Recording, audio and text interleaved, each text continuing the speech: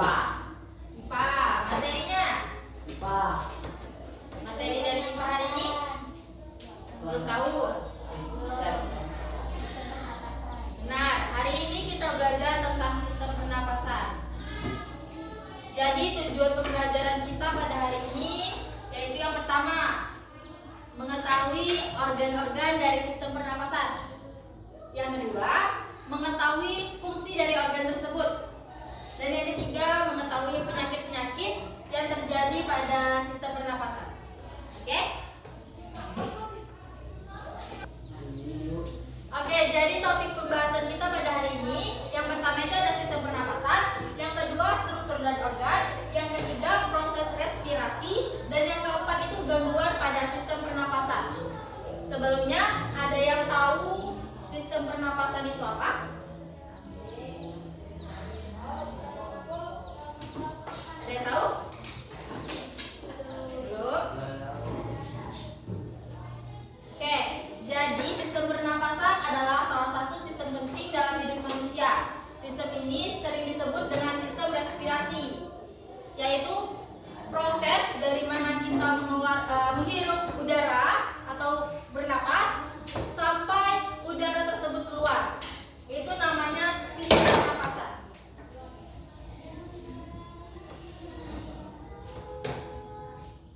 Oke, kita masuk ke sistem pernapasan. Suatu proses yang terjadi di dalam sel di mana glukosa dari makanan akan dipecah dengan bantuan oksigen untuk menghasilkan energi. Kira-kira nih, kalau kita tidak bernapas, apa yang terjadi? Mati, meninggal. Oke, kenapa bisa meninggal kira-kira? Karena tidak bisa bernafas. Lebih tepatnya, karena udara yang masuk di dalam tubuh kita dia memecah glukosa yang dimana akan menghasilkan energi. Kalau tidak ada udara yang masuk ke tubuh, berarti tidak ada energi. Kalau secara singkatnya seperti itu. Paham? Kak, Ya? kalau pingsan bisa bernafas? Kalau pingsan masih bernapas. Coba aja pingsan. Nanti akan cek masih napas ya.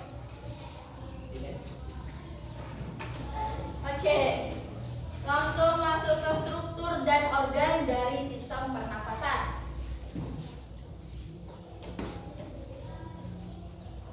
Yang pertama ada hidung. Hidung itu tentunya organ yang pertama kali kita gunakan dalam proses bernapas. Jadi, udara masuk ke dalam tubuh itu melalui hidung dan mulut pada umumnya. Kemudian, rambut-rambut kita ada rambut-rambut hidung kan? Ada rambut-rambut hidung. Nah, rambut-rambut hidung inilah yang akan menangkap partikel-partikel besar. Kalian pasti pernah dengarkan kata-kata upil. Upil itu sebenarnya kotoran-kotoran pas kita hirup, jadi tersaring di rambut-rambut hidung tadi, jadi nggak masuk ke dalam. Oke? Ini merupakan bagian interior dari hidung. Tahu eksterior dan interior?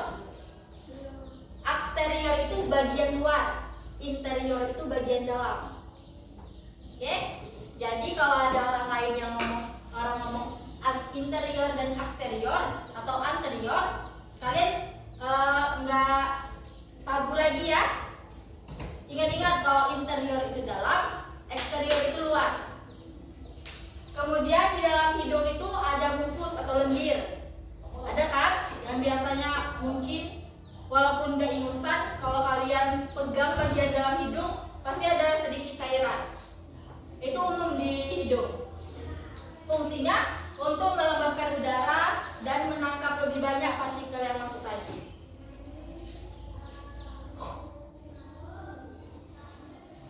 Oke, ini di saat udara masuk ke hidung melewati saluran yang ditunjukkan di panah tadi. Kemudian ada faring, laring, dan trakea. Jadi yang di lingkaran merah itu merupakan faring. Setelah hidung, maka udara akan masuk ke faring. Letaknya ada di sana. Faring itu penghubung dari antara hidung dengan mulut. dan mulut itu akan menuju faring. Kemudian dari faring akan menuju laring. Itu namanya laring. Jadi yang pertama faring, yang kedua laring. Laring inilah tempat suara diciptakan, yang biasa disebut dengan pita suara. Pernah dengar? Itu letaknya ada di laring. Kemudian ada trakea. Itu trakea. Trakea ini lubang atau selubung atau rongga setelah dari laring. Trakea ini fungsinya untuk menangkap kotoran lagi yang masih belum tersaring di hidung tadi. Dia ada silia. Silia itu rambut-rambut halus, rambut besar. Fungsinya untuk membersihkan.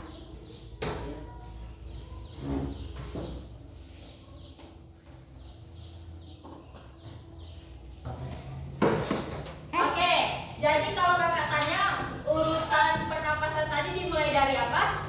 Hidung. Setelah ke hidung? Mulut. Faring. Oke, dari hidung terus ke laring. Setelah ke faring? Laring. Setelah laring? Trakea. Oke, ingat ya. Kemudian kita masuk ke bronkus dan paru-paru. Nah, setelah dari trakea, udara akan masuk ke paru-paru. Nih, ini trakea. Maka udaranya akan ngalir nih ke paru-paru. Bronkus adalah cabang-cabang dari trakea ini. Itu bronkus. Oke? Nah, setelah udara ini ngalir ke bronkus, ujung dari bronkus itu berupa bulatan-bulatan kecil ini, gerombolan bulatan ini yang disebut alveoli. Sedangkan untuk satu bulatan disebut alveolus. Oke? Alveolus inilah terjadi pertukaran antara oksigen dan karbon dioksida. Makanya ketika kita bernapas, menghirup oksigen, kita mengeluarkan nafas, itu yang keluar karbon dioksida. Oke? Kalau kakak tanya sekali lagi, urutan pernapasan dari awal tadi apa ya? Hidung, faring, laring, trakea, paru-paru, bronkus, alveolus. Oke? Hidung, faring, laring, trakea, paru-paru, bronkus, dan alveolus.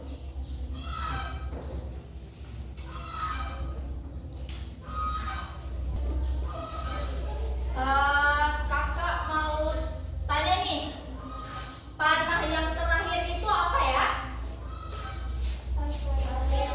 Alveolus.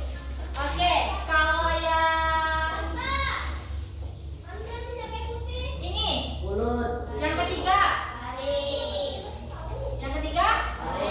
laring. Kalau yang pertama,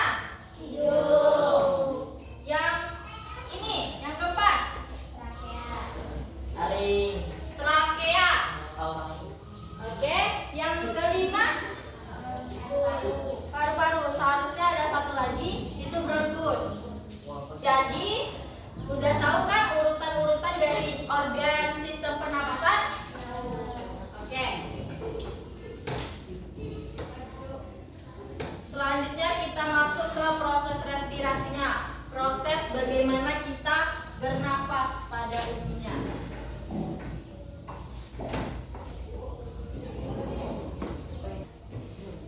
Oke, seperti yang kita lihat, pernapasan itu dimulai dari hidung. Udara masuk ke hidung, kemudian ke faring, laring, masuk ke trakea, ini trakea. Kemudian menyebar ke paru-paru, masuk ke bronkus, cabang-cabang itu namanya bronkus. Kemudian berlabuh di alveolus. Masih ingat kan? Nah, di alveolus inilah terjadi pertukaran oksigen tadi. Pernapasan itu dikendalikan oleh otot. Contohnya ketika kita menarik nafas, pasti ada gerakan, benar? Itu dipengaruhi oleh otot. Kalau kita tidak punya otot,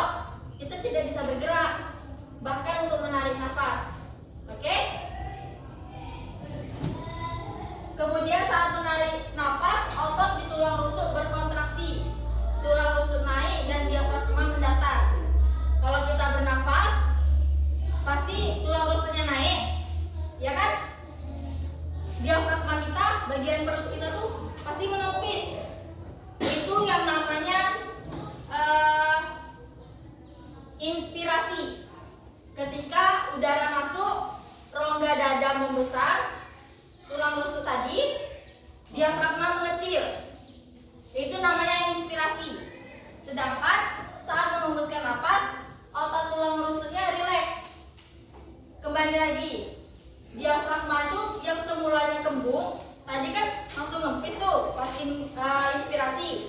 Ketika ekspirasi, diafragmanya kembali lagi mengembung. Oke? Ketika kakak tanya, inspirasi itu apa sih? Proses menarik nafas.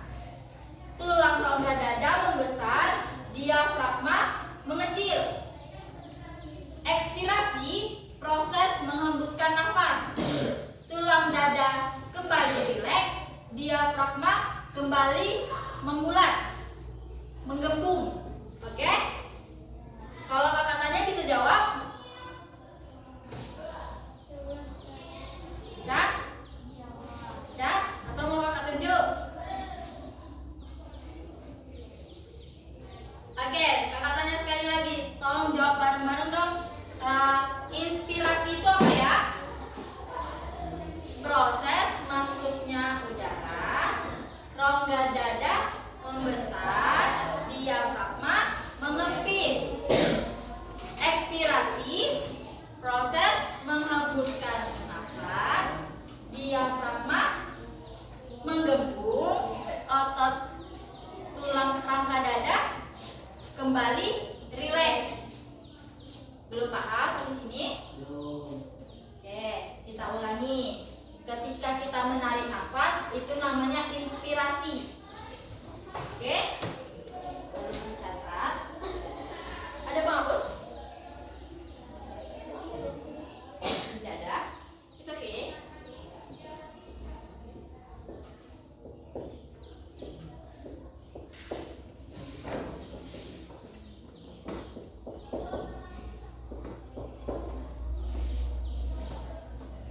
Kalau inspirasi tadi, rongga dada membesar, diafragma mengempis. Nama lainnya menghirup udara. Oke? Ekspirasi, ekspirasi ini rongga dada kembali rileks, diafragmanya kembali mengembung. Catat ya. Inspirasi,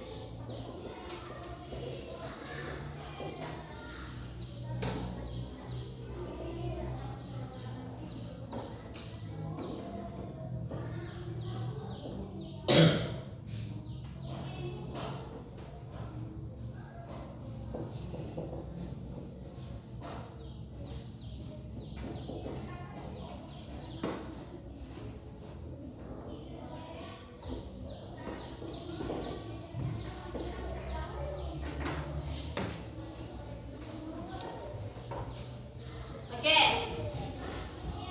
Coba kakak minta, karena belum paham nih tentang inspirasi dan ekspirasi. Coba kakak minta adik-adik semua tarik nafas. Belum. 1, 2, 3. Tarik nafas. Hembuskan. Ketika tarik nafas, apa yang terjadi? Kalian ngerasain apa? Naik. Membesar. Perutnya pasti? Oke. Itu namanya inspirasi. Kalau ekspirasi, ketika kalian menghembuskan nafas, coba kalian tarik nafas lagi lalu hembuskan. Hembuskan. Ketika dihembuskan, apa yang kalian rasakan? Relax. Jadi maupun diafragma ataupun rongga dadanya tadi kembali rileks, kembali ke bentuk semula. Oke? Berarti untuk inspirasi dan ekspirasi tahu? Kalau kakak tanya, ekspirasi itu apa ya?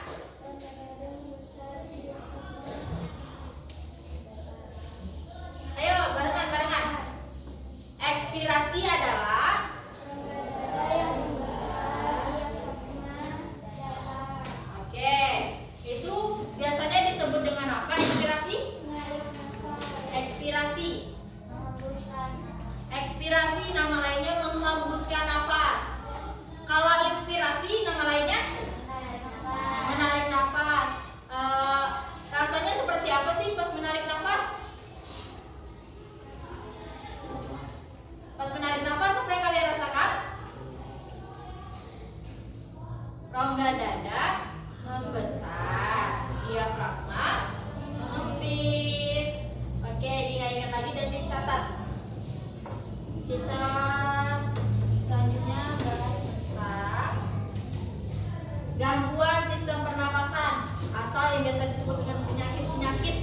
yang menyerang sistem pernapasan. Apa bahaya merokok? Menurut kalian, merokok itu bahaya nggak sih? Bisa kenapa tuh? Kenapa kalian nyebut bahaya? Apa? Merusak paru-paru. Apalagi? Asma. Kenapa sih bisa merusak paru-paru? Ada yang tahu? Karena asapnya. Ada yang lain? Oke, zat-zat yang terkandung di dalam rokok. Ngomong-ngomong zat-zat, apa sih zat-zat yang terkandung tadi? Ada yang tahu dah? Nikotin. Apa lagi? Apakah hanya nikotin? Apakah hanya nikotin? Ada yang tahu dah nikotin itu apa sih sebenarnya? Nikotin itu sebenarnya stimulan aja. Efek yang diberikan ketika kita menghisap rokok, maka nikotin itu akan membuat seperti jantung berdebar, bisa dibilang kecanduan. Itu karena nikotinnya. Kalau kalian lihat bungkus rokok, itu ada tuh di sampingnya keterangan tar dan nikotin. Coba ya kalian punya orang tua, mungkin kalau ada, kalian lihat tuh tar dan nikotinnya berapa. Karena itu zat yang dapat merusak gangguan sistem pernapasan. Dari situ makanya rokok itu berbahaya. Kalau tar itu zat berwarna hitam. Kalau tar itu dia tuh menghasilkan ketika kita menghisap rokok, tarnya itu akan menghasilkan lendir-lendir yang menutupi trakea tadi. Contohnya trakea nih. Dia numpuk di sini. Bayangkan kalau di sini kalian penuh dengan tar tadi, cairan-cairan berwarna hitam penuh di situ. Maka yang awalnya cuma dari sini akan penuh segini. Oke, paham sudah bahayanya rokok? Selain tar dan nikotin, ada lagi zatnya yang lain. Karbon monoksida, seperti yang dibilang siapa namanya? Iner tadi.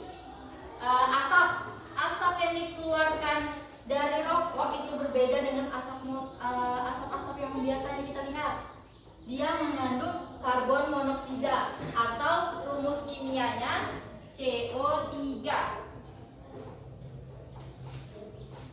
Jadi karbon monoksida ini dia mempengaruhi ke darah. Kalian bayangkan dia merusak darah, sel darah. Ketika dia masuk itu dia mengikat sel darah. Kemudian darah itu kan dari jantung ke seluruh tubuh. Kalian bayangkan itu semua menyebar ke seluruh tubuh kalian. Memang efeknya belum terlihat 1-2 tahun. Setelah itu makin terus kalian bayangkan, belum lagi yang dari tar tadi yang menghitamkan ini semua. Kemudian ada karbon monoksida yang terikat di dalam darah kalian. Lalu ada nikotin yang membuat kalian kecanduan sehingga tidak bisa berhenti. Sangat berbahaya, bukan? Oke, ketika katanya masih mau ngerokok, pengen ngerokok,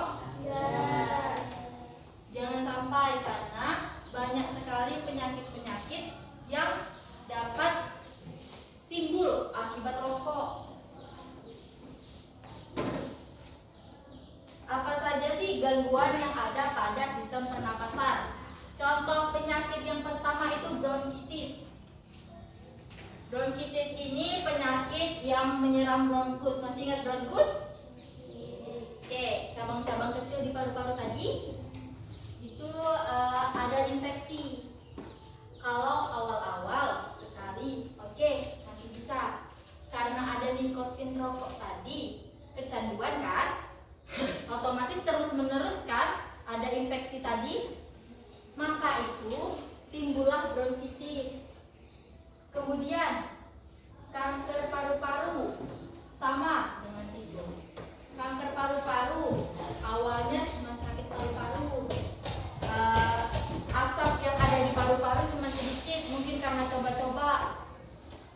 pada nikotin tadi buat kecanduan. Gak bisa berhenti nih. Dari yang awalnya hitam sedikit, hitam sebelantara semua. Oke, kemudian ada aterosklerosis. Kalau aterosklerosis ini dia menyerang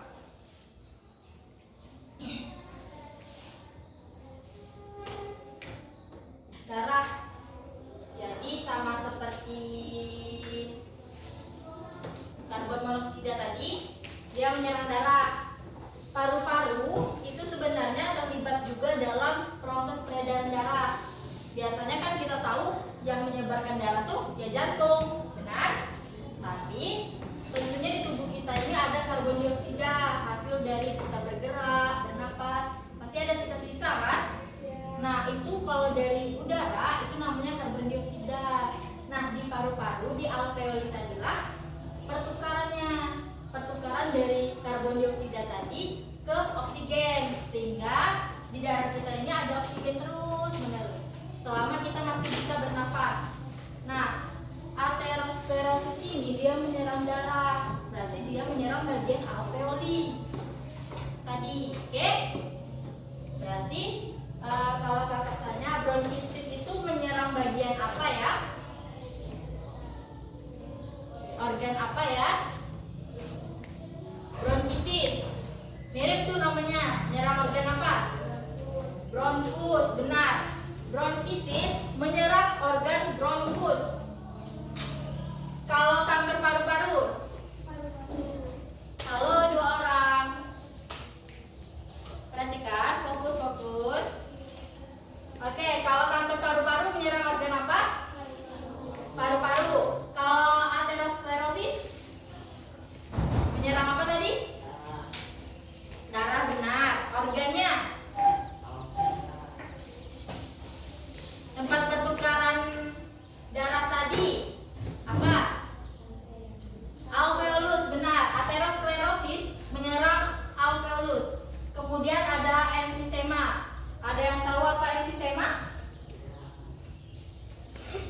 Emfisema ini hampir mirip. Kalau ini menyerang bagian darahnya, memang betul-betul darahnya, sedangkan emfisema ini lebih ke alveolusnya.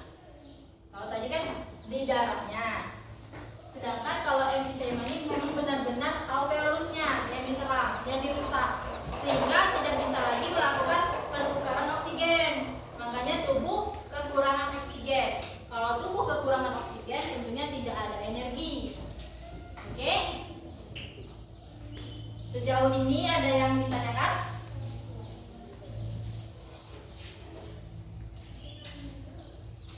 Kalau kakak tanya lagi nih, organ pernapasan dimulai dari apa ya? Hidung, faring, trakea, paru-paru, bronkus, alveolus. Ada 7 berarti. Kalau inspirasi, masih ingat? Menarik nafas. Rasanya? Oke, inspirasi itu menarik nafas. Rongga dada membesar, diafragmanya mengempis. Kalau ekspirasi? Menghembuskan nafas. Apa yang terjadi? Rongga dada rileks. Diafragmanya? Kembali seperti semula, rileks. Kemudian penyakit yang menyerang organ apa aja sih tadi? Bronkitis, paru-paru, aterosklerosis, emfisema. Ada yang biasanya disebut dengan asma juga. Asma itu penyempitan. Sama tadi banyak lendir di rongga dadanya, mulai dari faring, laring, trakea, banyak lendir, maka terjadi penyempitan. Udara susah masuk, kesulitan bernapas, dan itu disebut dengan asma. Oke? Tadi kan sudah dijelaskan nih apa aja organ, apa itu pernapasan, organnya, bagaimana proses respirasinya, terus apa aja penyakit yang ada di sistem pernapasan. Jadi sekarang kita bermain games. Oke, tidak ada penghapus ya? Benar-benar tidak ada penghapus. Oke, gini aja.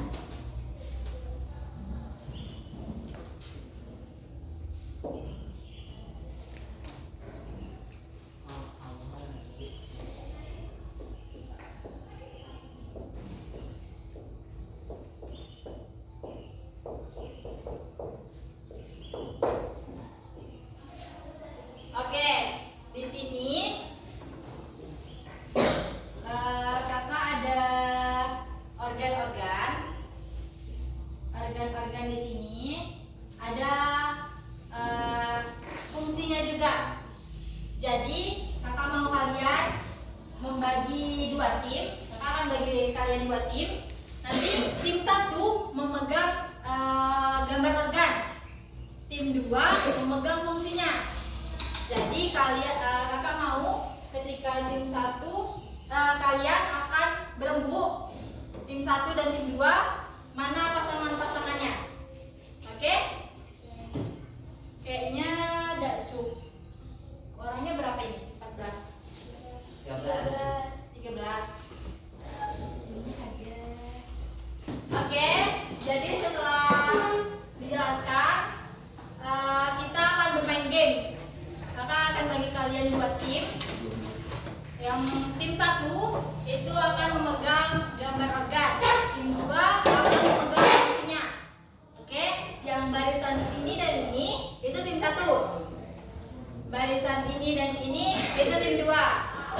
Oke, maka kalian akan secara cepat menemukan fungsinya atau pasangannya. Oke, paham? Tim satu boleh maju satu orang.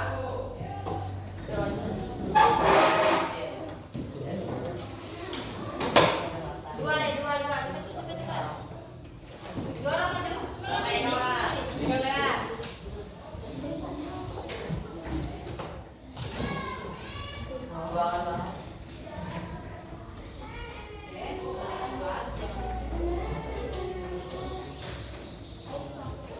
Tim dua maju dua orang.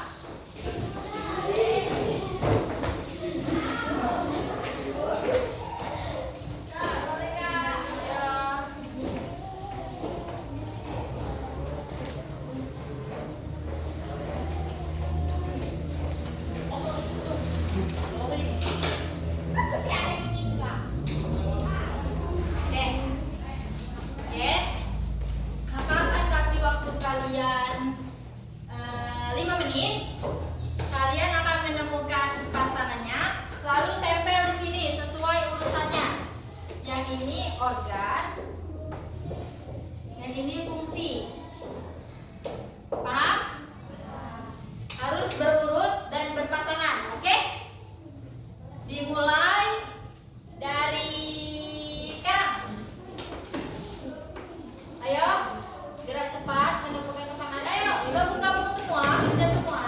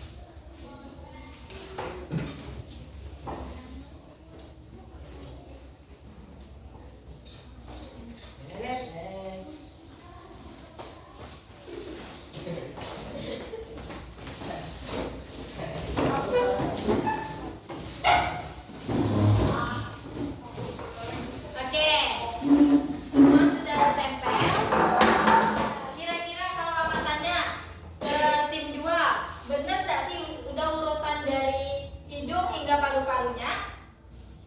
Benar nggak? Atau ada yang salah? Dikoreksi. Benar? Oke. Menurut tim 1 yang ditempel oleh tim 2 benar atau enggak? Udah benar atau belum? Boleh dicek ke depan.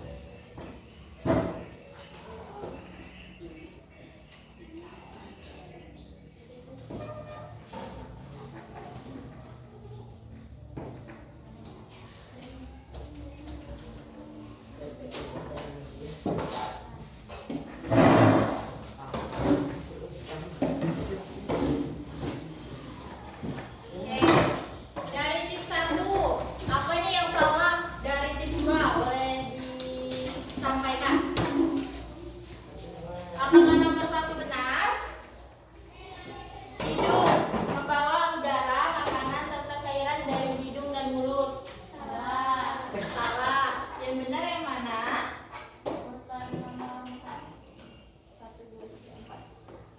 Ini. Mengalirkan udara masuk dan keluar dari paru-paru. Saluran udara, penyaring udara, pengatur suhu, dan kelembapan udara. Oke, benar ya. Jadi fungsi hidung itu sebagai saluran udara, penyaring udara, pengatur suhu, dan kelembapan udara. Oke, yang kedua setelah hidung apa sih? Faring. Oke, faring fungsinya melindungi saluran pernapasan bagian bawah agar makanan tidak tersedot ke dalam trakea saat bernafas. Berarti kalau dari pemaparannya berarti dia di bagian bawah sebelum